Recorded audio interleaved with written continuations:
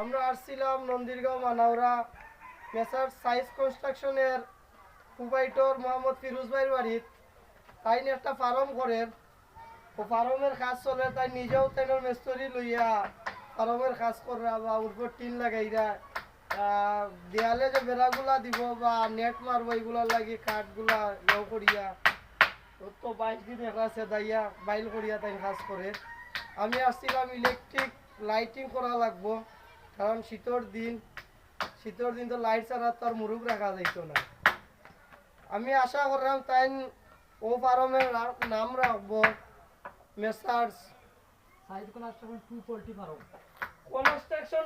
কি করে আসবে আপনি বলেন মিলে মেসার সাইজ অথবা পোল্ট্রি ফার্ম ওলা লাগাইতে পারে, ঠিক আছে? ও দেখো সাইজ কনস্ট্রাকশনের এবং ফার্মের প্রোভাইডার যে ও দেখো তাই নিজে নিজে কাজ করা তাই হেল্পার লইয়া।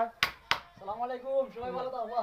আমরা সিলেটি আঞ্চলিক ভাষায় কথা কইরাম, আপনারা যদি কোনো অসুবিধা হয় কমেন্টও জানাইবা, আমরা বুঝাইয়া দিমু যে কোন ভাষা কিলা লাগে বা কিলা বুঝানি লাগে, ঠিক আছে নি? তো ধন্যবাদ সবাই রে, লাইক কমেন্ট শেয়ার করবা আর আমরা লাগি দোয়া করবা যাতে মুরুখগুলো আমরা শীতের সিজনে বালা করে তুলতে পারি। ধন্যবাদ।